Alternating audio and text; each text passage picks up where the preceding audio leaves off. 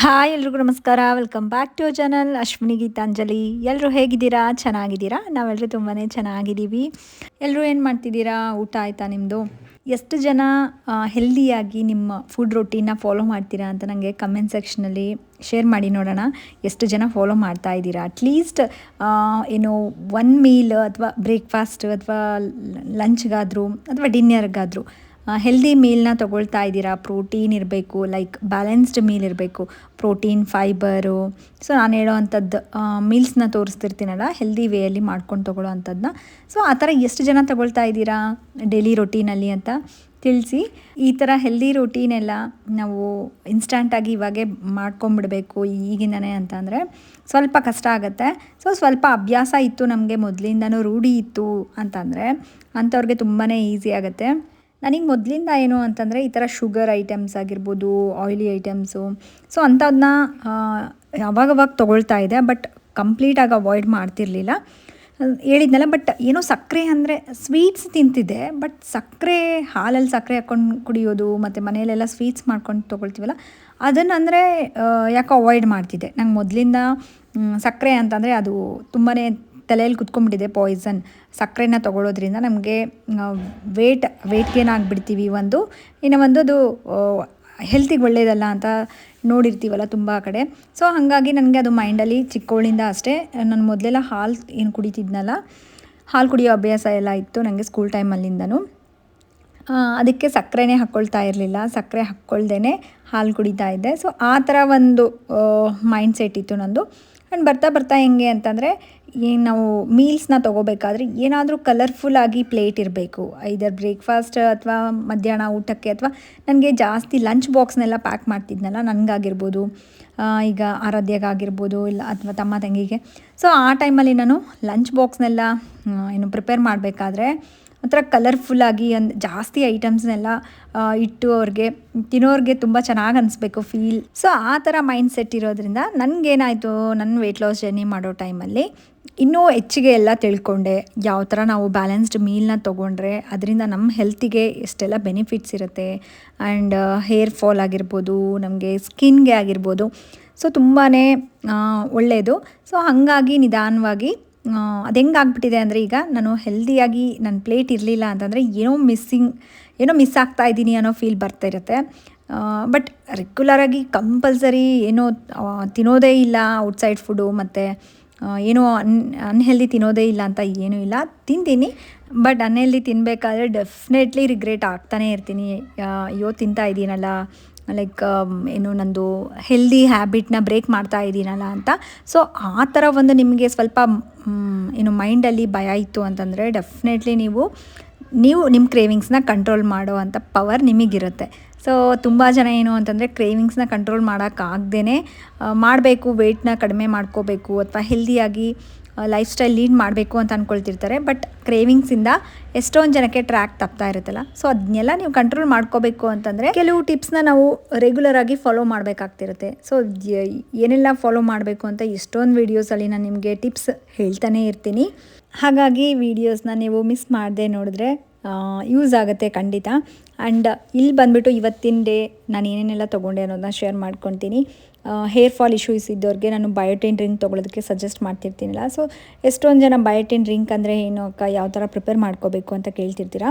Biotin ಡ್ರಿಂಕಿಗೆ ಏನೆಲ್ಲ ಬೇಕಾಗುತ್ತೆ ಅಂತಂದರೆ, ನೋಡ್ತಾ ಇದ್ದೀರಲ್ಲ, ನೆನೆಸಿಟ್ಟಿರೋ ಅಂಥ ಒಂದು 4-5 ಬಾದಾಮಿ, ಹಾಗೆ 2 ವಾಲ್ನಟ್ಟ ಹಿಂದಿನ ದಿನ ನೈಟೇ ನೆನೆಸಿಟ್ಕೊಂಡಿರ್ತೀನಿ. ಸಿಪ್ಪೆಲ್ಲ ತೆಗೆದುಬಿಟ್ಟು ನೆಕ್ಸ್ಟ್ ಡೇ ಮಾರ್ನಿಂಗಿಗೆ ಯಾವ ಫ್ರೂಟ್ ಇರುತ್ತೋ ಆ ಫ್ರೂಟ್ನ ಸ್ವಲ್ಪ ತೊಗೊಂಡ್ಬಿಟ್ಟು ಒಂದು 2 ಪೀಸಷ್ಟು ಫ್ರೂಟ್ನ ತೊಗೊಂಡು 2 ಖರ್ಜೂರ ತೊಗೊಂಡಿದ್ದೀನಿ. ಹಾಗೆ ಇನ್ನೊಂದು ಬೌಲಲ್ಲಿ ಸಪ್ರೇಟಾಗಿ ನಾನು ಬೀಜಗಳು, ಏನು ಕುಂಬಳಕಾಯಿ ಬೀಜ ಅರ್ಧ ಟೇಬಲ್ ಸ್ಪೂನು, ಸೂರ್ಯಕಾಂತಿ ಬೀಜ ಅರ್ಧ ಟೇಬಲ್ ಸ್ಪೂನು, ಹಾಗೆ ಕಲ್ಲಂಗಡಿ ಬೀಜ, ಮೆಲನ್ ಸೀಡ್ಸ್ ಅಂತ ಹೇಳ್ತೀವಲ್ಲ, ವಾಟರ್ ಮೆಲನ್ ಸೀಡ್ಸ್, ಅದು ಅರ್ಧ ಟೇಬಲ್ ಸ್ಪೂನು. ಆ್ಯಂಡ್ 2 ಪಿಸ್ತಾ, ಆ್ಯಂಡ್ ಬೇಕಿದ್ರೆ ನಿಮಗೆ ಒಂದು ಡ್ರೈ ಅಂಜೀರೂ ಆ್ಯಡ್ ಮಾಡ್ಕೋಬೋದು. ಆ್ಯಂಡ್ ಈ ಥರ ಏನೆಲ್ಲ ಸೀಡ್ಸ್ ಇರುತ್ತಲ್ಲ, ಸೊ ಸೀಡ್ಸ್ ನಟ್ಸಲ್ಲಿ ನಮಗೆ ಜಾಸ್ತಿ ಒಮೆಗಾ 3 ಫ್ಯಾಟಿ ಆ್ಯಸಿಡ್ ಸಿಗುತ್ತೆ. ಆ್ಯಂಡ್ ಬಯೋಟಿನ್ ಅನ್ನೋ ಒಂದು ಪ್ರೋಟೀನೂ ಇರುತ್ತೆ. ಸೊ ಹಾಗಾಗಿ ಇದನ್ನು ಬಯೋಟಿನ್ ಡ್ರಿಂಕ್ ಅಂತ ಹೇಳ್ತೀವಿ. ಹಾಗೆ ಇನ್ನೂ ಏನೆಲ್ಲ ಆ್ಯಡ್ ಮಾಡ್ಕೋಬೋದು ಅಂದರೆ, ಒಂದು ಅರ್ಧ ಟೇಬಲ್ ಸ್ಪೂನಷ್ಟು ಎಳ್ಳು, ಹಾಗೆ ಒಂದು ಕಾಲು ಟೇಬಲ್ರಿಂದ ಅರ್ಧ ಟೇಬಲ್ ಸ್ಪೂನಷ್ಟು ಗಸಗಸೆ ಅಂತ ಹೇಳ್ತೀವಲ್ಲ, ಸೊ ಅದೂ ಪಾಪಿ ಸೀಡ್ಸು. ಸೊ ಇವೆಲ್ಲ ಹಾಕಿ ನೆನೆಸಿಟ್ಕೊಂಡು ನೆಕ್ಸ್ಟ್ ಡೇ ಮಾರ್ನಿಂಗ್ ಏನಾಗುತ್ತೆ, ಒಂದು ಬ್ಲೆಂಡರ್ಗೆ ಹಾಕಿಬಿಟ್ಟು ಹೇಳಿದ್ನಲ್ಲ ಅವಾಗ ಯಾವುದಾದ್ರೂ ಒಂದು ಫ್ರೂಟ್ ನಿಮ್ಮ ಚಾಯ್ಸ್, ಆ್ಯಪಲ್ ಆದರೂ ತೊಗೋಬೋದು ಅಥವಾ ಬಾಳೆಹಣ್ಣಾಗಿದ್ದರೆ ಚಿಕ್ಕ ಬಾಳೆಹಣ್ಣು ತೊಗೊಳ್ಳಿ ಒಂದು ಅರ್ಧ, ಇಲ್ಲ ಅಂತಂದರೆ ಆ್ಯಪಲು ಮತ್ತು ಪಪ್ಪಾಯ, ಕರ್ಬೂಜ, ನಿಮಗೆ ಯಾವ ಫ್ರೂಟ್ ಬೇಕೋ ಆ ಫ್ರೂಟ್ನ ಇದರಲ್ಲಿ ಆ್ಯಡ್ ಮಾಡ್ಕೊಂಡ್ಬಿಟ್ಟು, ಬೇರೆ ಏನು ಸಕ್ಕರೆ ಅವೆಲ್ಲ ಏನೂ ಆ್ಯಡ್ ಮಾಡ್ಕೊಳ್ಕೋಬೇಡಿ. ಸ್ವಲ್ಪ ಹಾಲು, ಲೋ ಫ್ಯಾಟ್ ಮಿಲ್ಕು ಅಥವಾ ನೀವು ನೀರಾದರೂ ಹಾಕ್ಕೊಂಡು ಈ ಡ್ರಿಂಕ್ನ ಪ್ರಿಪೇರ್ ಮಾಡ್ಕೊಳ್ಬೋದು. ಆ್ಯಂಡ್ ಕೊನೆಯದಾಗಿ ನಾನಿಲ್ಲಿ 1 ಟೇಬಲ್ ಸ್ಪೂನಷ್ಟು ಚಿಯಾ ಸೀಡ್ಸ್ನ ಯೂಸ್ ಮಾಡ್ತಾ ಇದ್ದೀನಿ. ಚಿಯಾ ಸೀಡ್ಸ್ ಒಂದು power house of the anti accidents ಅಂತ ಹೇಳ್ಬೋದು, ಮತ್ತು ಸೂಪರ್ ಫುಡ್. ಅದು ತುಂಬಾ ಇಷ್ಟ ನನಗೆ ಚಿಯಾ ಸೀಡ್ಸು. ನಿಮಗೆ ಇದನ್ನು ಸ್ಮೂತೀಸಲ್ಲಾದರೂ ಆ್ಯಡ್ ಮಾಡ್ಕೊಂಡು ತೊಗೊಳ್ಬೋದು ಅಥವಾ ನಮಗೆ ಬಿಸಿನೀರಲ್ಲಿ ಹಾಕ್ಕೊಂಡು ತೊಗೊಳ್ಬೋದು. ಸೊ ತುಂಬ ವೇಸಲ್ಲಿ ಈ ಚಿಯಾ ಸೀಡ್ಸ್ನ ಯೂಸ್ ಮಾಡ್ಬೋದು. ಹೆಚ್ಚಿಗೆ ಫೈಬರ್ ಇರುತ್ತೆ ಮತ್ತು ನಮಗೆ ಪ್ರೋಟೀನ್ ಸಿಗುತ್ತೆ. ಹಾಗೆ ಹೇಳಿದ್ನಲ್ಲ, ಸ್ಕಿನ್ಗೆ, ಹೇರ್ಗೆ ತುಂಬ ಒಳ್ಳೆಯದು, ವೆಯ್ಟ್ ಲಾಸ್ಗೂ ಒಳ್ಳೆಯದು. ಯಾರಿಗೆಲ್ಲ ಪೈಲ್ಸ್ ಪ್ರಾಬ್ಲಮ್ ಇರುತ್ತಲ್ಲ, ಕಾನ್ಸ್ಟಿಪೇಷನ್ ಆಗ್ತಾ ಇರುತ್ತೆ, ಸರಿಯಾಗಿ ಮೋಷನ್ಸ್ ಎಲ್ಲ ಹೋಗ್ದೇ ತುಂಬ ಪ್ರಾಬ್ಲಮ್ಸ್ನ ಫೇಸ್ ಮಾಡ್ತಿರ್ತೀರಲ್ಲ, ಅಂಥವ್ರು ಚಿಯಾ ಸೀಡ್ಸ್ ಡ್ರಿಂಕ್ನ ತೊಗೊಳ್ಳಿ. ಬೆಳಗ್ಗೆ ಖಾಲಿ ಹೊಟ್ಟೆಯಲ್ಲಿ ನೀವು 1 ಗ್ಲಾಸಷ್ಟು ಬಿಸಿ ನೀರಿಗೆ ಚಿಯಾ ಸೀಡ್ಸ್ ಒಂದು ಅರ್ಧ ಟೇಬಲ್ ಸ್ಪೂನಷ್ಟು ಚಿಯಾ ಸೀಡ್ಸ್ನ ಹಾಕಿ 10 to 15 ಮಿನಿಟ್ಸ್ ಅದನ್ನ ಬಿಟ್ಬಿಟ್ಟು ಅದನ್ನು ತೊಗೊಳ್ಳೋದ್ರಿಂದ ಕಾನ್ಸ್ಟಿಪೇಷನ್ ಪ್ರಾಬ್ಲಮ್ ತುಂಬ ಬೇಗ ಕಡಿಮೆ ಆಗುತ್ತೆ. ಆ್ಯಂಡ್ ಒಂದ್ಸಲ ಟ್ರೈ ಮಾಡಿ ನೋಡಿ. ಎಷ್ಟೊಂದು ಜನ ಕೇಳ್ತಿರ್ತೀರ ಕಾನ್ಸ್ಟಿಪೇಷನ್ಗೆ ಏನು ಮಾಡಬೇಕು ಅಂತ, ಇದು ಬೆಸ್ಟ್ ರೆಮಿಡಿ ಇದು. ಆ್ಯಂಡ್ ನೆಕ್ಸ್ಟ್ ಬಂದುಬಿಟ್ಟು ಬೆಳಗ್ಗೆ ಬ್ರೇಕ್ಫಾಸ್ಟ್ಗೆ ನಾನಿಲ್ಲಿ ಹೇಳಿದ್ನಲ್ಲ ಈ ಬಯೋಟಿನ್ ಡ್ರಿಂಕ್ನ ತೊಗೊಂಡಿದ್ದೆ. ವೆಯ್ಟ್ ಲಾಸ್ ಮಾಡೋರು ಆ್ಯಸ್ ಎ ಬ್ರೇಕ್ಫಾಸ್ಟ್ ಆಗಿ ಇದನ್ನೇ ತೊಗೊಳ್ಳಿ. ಬೇರೆ ನಮಗೆ ವೆಯ್ಟ್ ಲಾಸ್ ಬೇಡ ಅಂತಂದರೆ ನೀವು ಇದನ್ನು ತೊಗೊಂಡಾದ್ಮೇಲೆ 1 ಅವರ್ ಹಂಗೆ ಬಿಟ್ಬಿಟ್ಟು ಬೇರೆ ಏನಾದರೂ ನೀವು ಬ್ರೇಕ್ಫಾಸ್ಟ್ನ ಮಾಡ್ಬೋದು. ಆ್ಯಂಡ್ ಇಲ್ಲಿ ಏನು ಅಂತಂದರೆ ಆರಾಧ್ಯ ಸ್ಕೂಲಲ್ಲಿ ಎಕ್ಸಿಬಿಷನ್ ಇತ್ತು, ಸೈನ್ಸ್ ಎಕ್ಸಿಬಿಷನು. ಸೊ ಆರಾಧ್ಯನೂ ಪಾರ್ಟಿಸಿಪೇಟ್ ಮಾಡಿದ್ಲು. ನಿಮ್ಮ ಜೊತೆನೂ ಶೇರ್ ಮಾಡ್ಕೊಳ್ಳೋಣ ಅಂತ ಕೆಲವು ಕ್ಲಿಪ್ಪಿಂಗ್ಸ್ನ ತೊಗೊಂಡಿದ್ದೀನಿ. ಆ್ಯಂಡ್ ಲಡ್ಡುನೂ ಬಂದುಬಿಟ್ಟಿದ್ದಾನೆ ಅವ್ರ ಅಕ್ಕಂದು ಎಕ್ಸಿಬಿಷನ್ ನೋಡೋದಕ್ಕೆ. ಲಡ್ಡು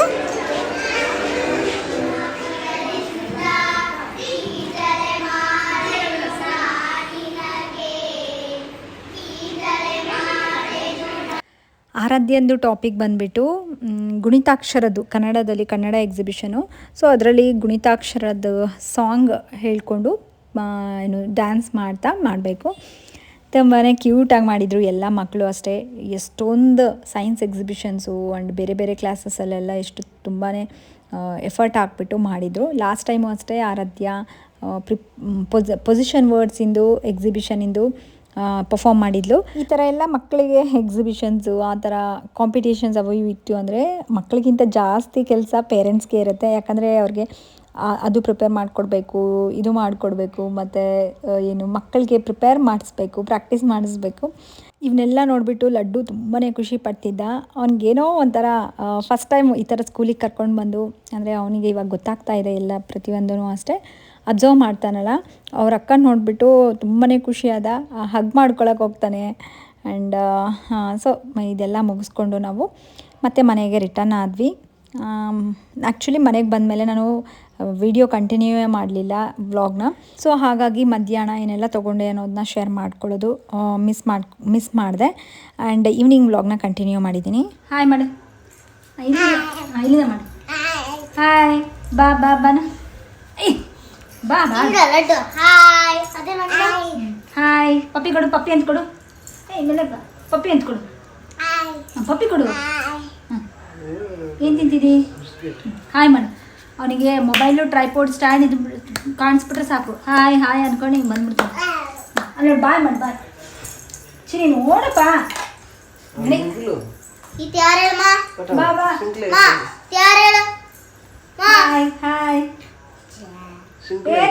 ಸೊ ಸಾಯಂಕಾಲ ಇವ್ರಿಗೆ ಮಕ್ಕಳಿಗೆ ಸ್ನ್ಯಾಕ್ಸ್ ಏನಾದರೂ ಮಾಡಿಕೊಡೋಣ ಅಂತ ನೋಡಿದೆ. ಸೊ ಇವೆರಡು ಆಲ್ಮೋಸ್ಟ್ 4-5 ಡೇಸ್ ಆಯಿತು ತೊಗೊಂಡು ಬಂದು.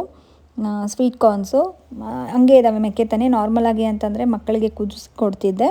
ಸೊ ಈ ಸಲ ಬೇರೆ ಏನಾದರೂ ಟ್ರೈ ಮಾಡೋಣ ಅಂತ ಅಂದ್ಕೊಂಡು ಇದರಿಂದ ಕಟ್ಲೆಟ್ ಮಾಡೋಣ ಅಂತ ಅಂದ್ಕೊಂಡೆ. ಈಸಿನೇ, ಹಾಗೆ ಮಕ್ಕಳು ಇಷ್ಟಪಡ್ತಾರೆ. ಮತ್ತು ಇದು ಲೋ ಕ್ಯಾಲೋರಿ ಇರುತ್ತಲ್ಲ, ನಮಗೂ ಹೆಲ್ಪ್ ಆಗುತ್ತೆ ವೆಯ್ಟ್ ಲಾಸ್ ಮಾಡೋರಿಗೆ. ಇದನ್ನೇ ನಾನು ಡಿನ್ನರ್ಗೆ ತೊಗೊಂಡ್ಬಿಡೋಣ ಅಂತ ಅಂದ್ಕೊಂಡೆ.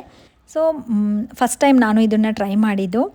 ಹೇಳಿದ್ನಲ್ಲ, ಯಾವಾಗಲೂ ಹೆಸರು ಕಾಳಿನ ಕಟ್ಲೆಟ್ ಆಗಿರ್ಬೋದು ಅಥವಾ soya chunks cutlet and vegetables cutlet ಮತ್ತು ಆಲೂ ಕಟ್ಲೆಟು ಇಂಥವನ್ನೆಲ್ಲ ಟ್ರೈ ಮಾಡಿದ್ದೀನಿ.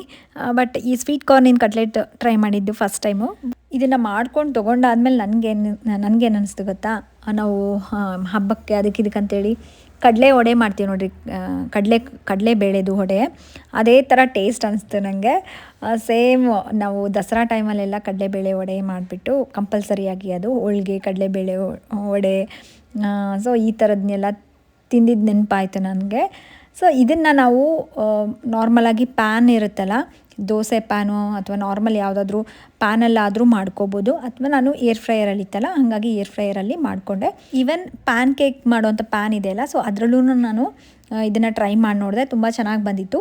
ಪ್ಯಾನ್ ಕೇಕ್ ಅದರಲ್ಲಿ ಮಾಡೋವಂಥ ಪ್ಯಾನಲ್ಲಿ ಮಾಡಿದರೆ ಸ್ವಲ್ಪ ಸಾಫ್ಟ್ ಬರುತ್ತೆ, ಅದೇ ನಾವು ಏರ್ ಫ್ರೈಯರಲ್ಲಿ ಮಾಡಿದರೆ ಸ್ವಲ್ಪ ಕ್ರಿಸ್ಪಿ ಬಂದಿತ್ತು. ಎರಡೂ ಟೇಸ್ಟ್ ತುಂಬಾ ಚೆನ್ನಾಗಿತ್ತು. ಎಷ್ಟೊಂದು ಜನ ನೀವು ಏರ್ ಫ್ರೈಯರ್ದು ರೆಸಿಪೀಸ್ನ ತೋರಿಸಿ ಏನೆಲ್ಲ ಮಾಡ್ಬೋದು ಅದರಲ್ಲಿ ಅಂತ ಕೇಳ್ತಿರ್ತೀರಿ. ಸೊ ನಾನು ಮಾಡೋವಂಥ ರೆಸಿಪೀಸು ನಿಮಗೆ ತೋರಿಸ್ತಿರ್ತೀನಿ. ಫಸ್ಟ್ ಏನು ಮಾಡ್ಕೊಂಡೆ ಅಂದರೆ ಕ್ವಿಕ್ಕಾಗಿ ತೋರಿಸ್ಬಿಡ್ತೀನಿ. ಎಲ್ಲ ಈ ಥರ ಕಟ್ ಮಾಡಿಕೊಂಡು, ಅಂದರೆ ಸುಲಿದು ಇಟ್ಕೊಂಡಿರೋವಂಥದ್ದು ಏನು ಸ್ವೀಟ್ ಕಾರ್ನ್ ಇದೆಯಲ್ಲ ಅದನ್ನು ತೊಗೊಂಡು ಒಂದು ಮಿಕ್ಸಿ ಜಾರಿಗೆ ಹಾಕ್ಕೊಂಡು ಸ್ವಲ್ಪ ತರಿಯಾಗಿ ಅಥವಾ ಜುರಿಯಾಗಿ ಇದನ್ನು ಮಿಕ್ಸಿ ಮಾಡ್ಕೋಬೇಕು. ತೀರಾ ಪೇಸ್ಟ್ ಥರ ಮಾಡ್ಕೊಳಕ್ಕೆ ಹೋಗಬೇಡಿ. ಸೊ ಈ ಥರ ಮಾಡಿಕೊಂಡು ಇದಕ್ಕೆ ನಿಮಗೆ ಏನೇನು ಬೇಕಾಗುತ್ತಲ್ಲ, ಅಂದರೆ ನಿಮಗೆ ಉಪ್ಪು, ಖಾರ ಮತ್ತು ಮಸಾಲೆ ಏನಾದರೂ ಚಾಟ್ ಮಸಾಲ ಆ ಥರದನ್ನೆಲ್ಲ ಹಾಕ್ಕೊಳ್ಬೋದು. ಆ್ಯಂಡ್ ಇಲ್ಲಿ ನಾನಿಲ್ಲಿ ಸ್ವಲ್ಪ ಕ್ಯಾರೆಟ್ ತುರಿ ಹಾಕ್ಕೊಂಡಿದ್ದೀನಿ. ನಿಮ್ಗೆ ಬೇಕಿದ್ದರೆ ಬೀಟ್ರೂಟ್ ತುರಿ, ಆಮೇಲೆ ಸ್ವಲ್ಪ ಹಸಿ ಕೊಬ್ಬರಿ ತುರಿ, ಆ್ಯಂಡ್ ಪುದೀನ, ಕೊತ್ತಂಬರಿ, ನೆಕ್ಸ್ಟ್ ಬಂದುಬಿಟ್ಟು ಇನ್ನೇನೆಲ್ಲ ಆ್ಯಡ್ ಮಾಡ್ಕೋಬೋದು ಅಂತಂದರೆ ಈ ಕ್ಯಾಪ್ಸಿಕಮ್ ಚಿಕ್ಕದಾಗಿ ಕಟ್ ಮಾಡ್ಕೊಂಡಿರೋಂಥ ಕ್ಯಾಪ್ಸಿಕಮ್ನ ಆ್ಯಡ್ ಮಾಡ್ಕೋಬೋದು. ಕುದಿಸ್ಕೊಂಡಿರೋವಂಥ ಬಟಾಣಿ ಏನಿರುತ್ತಲ್ಲ ಅದನ್ನ ಸ್ವಲ್ಪ ಅರ್ಧಂಬರ್ಧ ಮ್ಯಾಶ್ ಮಾಡಿಕೊಂಡು ಅದನ್ನು ಆ್ಯಡ್ ಮಾಡ್ಕೋಬೋದು. ಸೊ ಈ ಥರ ಡಿಫ್ರೆಂಟಾಗಿ ನಮಗೆ ಇಷ್ಟ ಆಗೋ ಥರ ನಾವು ಮಾಡ್ಕೊಂಡು ತೊಗೊಳ್ಬೋದು. ಇದಕ್ಕೆ ನಾನಿಲ್ಲಿ ಏನು ಮಾಡ್ಕೊಂಡಿದ್ದೀನಿ ಅಂದರೆ ಹೇಳಿದ್ನಲ್ಲ, ತುರಿದಿರುವಂಥ ಕ್ಯಾರೆಟು, ಸ್ವಲ್ಪ ಕೊತ್ತಂಬರಿ ಹಾಕ್ಕೊಂಡಿದ್ದೀನಿ, ಆ್ಯಂಡ್ ಓಮ್ ಕಾಳು ಸ್ವಲ್ಪ ತೊಗೊಂಡಿದ್ದೀನಿ. 2 ಟೇಬಲ್ ಸ್ಪೂನಷ್ಟು ಬಿಳಿ ಎಳ್ಳನ್ನು ತೊಗೊಂಡಿದ್ದೀನಿ. ನೆಕ್ಸ್ಟ್ ಬಂದುಬಿಟ್ಟು ಸ್ವಲ್ಪ ಉಪ್ಪು, ಖಾರ, ಸ್ವಲ್ಪ ಅರಿಶಿನ, ಸೊ ಇವೆಲ್ಲನೂ ಮಿಕ್ಸ್ ಮಾಡಿಕೊಂಡು, ಖಾರದ ಪುಡಿ ಕಡಿಮೆ ಹಾಕ್ಕೊಂಡಿದ್ದೀನಿ, ಮಕ್ಕಳು ತಿಂತಾರೆ ಅಂತ ಹೇಳ್ಬಿಟ್ಟು. ಆ್ಯಂಡ್ ಸ್ವಲ್ಪ ಸ್ವೀಟ್ ಕಾರ್ನ್ ಸ್ವಲ್ಪ ಸ್ವೀಟೇ ಇರುತ್ತೆ, ಸೊ ಹಾಗಾಗಿ ಸ್ವಲ್ಪ ಖಾರ ಹಾಕ್ಕೊಂಡ್ಬಿಟ್ಟು ಇವನ್ನೆಲ್ಲ ಮಿಕ್ಸ್ ಮಾಡ್ಕೊಂಡಿದ್ದೀನಿ.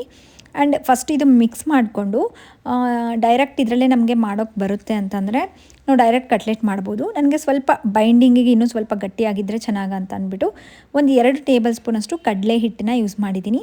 ನೀವು ಬೇಕಿದ್ದರೆ ಕಟ್ಲೆಟ್ಗೆ ಯೂಶ್ವಲಿ ಅಕ್ಕಿ ಹಿಟ್ಟು ಯೂಸ್ ಮಾಡ್ತಾರೆ, ಇಲ್ಲಾಂತಂದರೆ ಕಾರ್ನ್ಫ್ಲೋರ್ ಯೂಸ್ ಮಾಡ್ತಾರೆ, ಸೊ ಅದನ್ನೆಲ್ಲ ಯೂಸ್ ಮಾಡ್ತಾರೆ. ಬಟ್ ನಾನಿಲ್ಲಿ ಹೆಲ್ದಿ ರೆಸಿಪೀಸ್ನ ಮಾಡ್ತಿದ್ದೀನಿ. ಆ್ಯಂಡ್ ನನಗೂ ಪ್ರೋಟೀನ್ಗೋಸ್ಕರ ಅಂತೇಳ್ಬಿಟ್ಟು 2 ಟೇಬಲ್ ಸ್ಪೂನಷ್ಟು ಕಡಲೆ ಹಿಟ್ಟನ್ನ ಹಾಕಿಬಿಟ್ಟು ಚೆನ್ನಾಗಿ ಮಿಕ್ಸ್ ಮಾಡಿಕೊಂಡು, ಈಗ ನಾವು ವಡೆ ಯಾವ ಥರ ಮಾಡ್ತೀವಲ್ಲ ಅದೇ ಥರ ನಾನು ಮಾಡ್ಕೊಂಡ್ಬಿಟ್ಟು ಫಸ್ಟು ಏರ್ ಫ್ರೈಯರಲ್ಲಿ ಮಾಡೋಣ ಅಂತ ಈ ಥರ ಪ್ಯಾನಿಗೆ ಅದರಲ್ಲಿ ಕೊಟ್ಟಿರೋಂಥ ಟ್ರೇ ಏನಿರುತ್ತಲ್ಲ ಅದಕ್ಕೆ ಸ್ವಲ್ಪ ಆಯಿಲ್ನ ಸ್ಪ್ರೆಡ್ ಮಾಡ್ತಾ ಇದ್ದೀನಿ. ತುಂಬ ಕಡಿಮೆ ಆಯಿಲ್ ಬೇಕಾಗುತ್ತೆ ಏರ್ ಫ್ರೈಯರಲ್ಲಿ ಮಾಡಿದರೆ.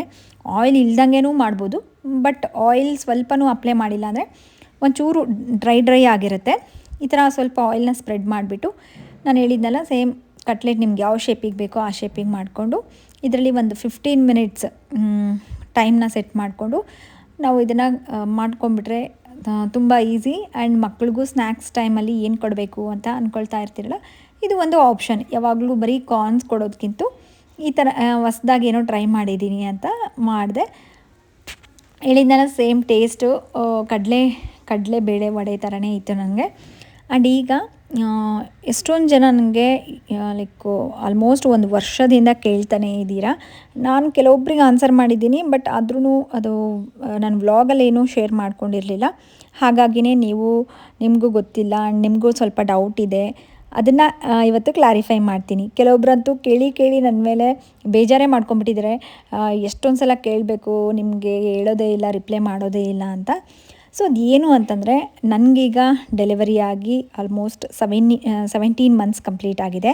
ಸೊ ಇದು 2ನೇ ಮಗು ಅಲ್ಲ, ಹಾಗಾಗಿ ಆಪ್ರೇಷನ್ ಆಗಿದೆನಾ ಅಂದರೆ ಫ್ಯಾಮಿಲಿ ಪ್ಲ್ಯಾನಿಂಗ್ ಆಪ್ರೇಷನ್ ಆಗಿದೆನಾ ನಿಮಗೆ, ಆಗಿಲ್ವಾ ಅಂತ ಎಷ್ಟೊಂದು ಜನ ಕೇಳಿದ್ರಿ. ಎಷ್ಟೊಂದು ಜನಕ್ಕೆ ಅದ್ರ ಬಗ್ಗೆ ಮಿಸ್ಕನ್ಸೆಪ್ಷನೂ ಇದೆ. ಏನಂದರೆ ಫ್ಯಾಮಿಲಿ ಪ್ಲ್ಯಾನಿಂಗ್ ಆಪ್ರೇಷನ್ ಮಾಡಿಸ್ಕೊಂಡ್ರೆ ನಾವು ದಪ್ಪಗಾಗ್ಬಿಡ್ತೀವಿ, ತೆಳ್ಳಗಾಗೋದೇ ಇಲ್ಲ, ವೆಯ್ಟ್ ಲಾಸ್ ಆಗೋದೇ ಇಲ್ಲ, ತುಂಬಾ ವೆಯ್ಟ್ ಗೇನ್ ಆಗಿಬಿಡ್ತೀವಿ ಅಂತ. ಸೊ ಆ ಥರ ಏನೂ ಇಲ್ಲ. ನೀವು ಡಾಕ್ಟರ್ ಹತ್ರ ಹೋದಾಗ ಸೊ ಡಾಕ್ಟರ್ಗೆ ಕೇಳಿ ಪ್ರತಿಯೊಂದು ತಿಳ್ಕೊಳ್ಳಿ. ಆ ಥರ ಏನೂ ಇಲ್ಲ. ನಾವು ರೆಸ್ಟ್, ಯಾಕಂದರೆ ಆ ಥರ ಆಪ್ರೇಷನ್ ಎಲ್ಲ ಮಾಡ್ಕೊಂಡ್ಮೇಲೆ ಸ್ವಲ್ಪ ರೆಸ್ಟ್ ಎಲ್ಲ ಮಾಡೋಕ್ಕೆ ಹೇಳ್ತಾರಲ್ಲ, ಸೊ ಆ ಟೈಮಲ್ಲಿ ಏನಾಗುತ್ತೆ ಅಂದರೆ ಸ್ವಲ್ಪ ಫಿಸಿಕಲ್ ಆ್ಯಕ್ಟಿವಿಟೀಸ್ ಇಲ್ಲದೇ, ಎಕ್ಸಸೈಸಸ್ ಆಗಿರ್ಬೋದು, ಡಯಟ್ ಕಂಟ್ರೋಲ್ ಇಲ್ಲದೇ ನಾವು ವೆಯ್ಟ್ ಗೇನ್ ಆಗಿಬಿಡ್ತೀವಿ. ಸೊ ಆ ಗೇನ್ ಆಗಿರೋಂಥ ವೆಯ್ಟ್ನ ಕಡಿಮೆ ಮಾಡ್ಕೊಳ್ಳೋದು ನಮ್ಮ ಕೈಯಲ್ಲಿರುತ್ತೆ. ಸೊ ಅದು ಬಿಟ್ಬಿಟ್ಟು ನಾವು ವೆಯ್ಟ್ನ ಕಡಿಮೆ ಮಾಡ್ಕೊಳ್ದೆ, ಇಲ್ಲ ಇದು ಆಪ್ರೇಷನಿಂದನೇ ವೆಯ್ಟ್ ಗೇನ್ ಆಗಿಬಿಟ್ಟಿದ್ದೀನಿ, ಸೊ ಇಷ್ಟೇ ನಾನು ತೆಳ್ಳಗಾಗೋಕ್ಕೆ ಆಗೋದಿಲ್ಲ ಅಂತ ಎಷ್ಟೊಂದು ಜನ ಅಂದ್ಕೊಂಡಿದ್ದೀರಾ. ಸೊ ಅದು ತಪ್ಪು ಅಂತ ನಾನು ಆಲ್ರೆಡಿ ತಿಳಿಸಿದ್ದೀನಿ ನಿಮಗೆ. ಆ ಥರ ಏನೂ ಇಲ್ಲ. ಆರಾಮಾಗಿ ನಿಮಗೆ ರೆಸ್ಟ್ ಮಾಡೋ ಟೈಮಲ್ಲಿ ರೆಸ್ಟ್ ಮಾಡಿ, ಆಮೇಲೆ ಯಾವ ಥರ ಫುಡ್ ರುಟೀನ್ ಫಾಲೋ ಮಾಡಬೇಕು, ಏನೆಲ್ಲ ಟಿಪ್ಸ್ನ ಫಾಲೋ ಮಾಡಬೇಕು, ನಾವು ಹೆಲ್ದಿಯಾಗಿ ವೆಯ್ಟ್ ಲಾಸ್ ಆಗಬೇಕು, ಸೊ ಅದನ್ನು ಮೇಂಟೈನ್ ಮಾಡಬೇಕು ಅಂತಂದರೆ ಅದ್ರ ಬಗ್ಗೆ ಸ್ವಲ್ಪ ನಾಲೆಡ್ಜ್ ಇದ್ದರೆ ಸಾಕು. ಆರಾಮಾಗಿ ನಾವು ಯಾವುದೇ ವಯಸ್ಸಲ್ಲಾದ್ರೂ ಫಿಟ್ಟಾಗಿ ಹೆಲ್ದಿಯಾಗಿ ಇರ್ಬೋದು. ಸೊ ನನ್ನ ಬಗ್ಗೆ ಹೇಳೋದಾದರೆ, ನನಗಿನ್ನೂ ಫ್ಯಾಮಿಲಿ ಪ್ಲ್ಯಾನಿಂಗ್ ಆಪ್ರೇಷನ್ ಆಗಿಲ್ಲ. ಈಗೆಲ್ಲ ಏನಾಗ್ಬಿಟ್ಟಿದೆ ಅಂದರೆ, ಕೆಲವು ಕಡೆ ಮಾಡಲ್ಲ ಅಂತಲೇ ಹೇಳ್ಬಿಡ್ತಾರೆ ಡೈರೆಕ್ಟು, ಇಲ್ಲ 1 year 2 years ಆದಮೇಲೆ ಮಾಡಿಸ್ಕೊಳ್ಳಿ, ಸೊ ನಾವೀಗ ಮಾಡಲ್ಲ ಅಂತ. ಇನ್ನು ಕೆಲವು ಕಡೆ ಏನಾಗುತ್ತೆ ಅಂದರೆ, ನಾವು ಹೇಳಿದರೆ ಮಾಡ್ತಾರೆ. ನಮ್ದು ಹೆಂಗಿತ್ತು ಅಂತಂದರೆ, ಡಾಕ್ಟರ್ ನಮಗೆ ಮಾಡಿಸೋದು ಬೇಡ ಅಂತಂದಿದ್ರು.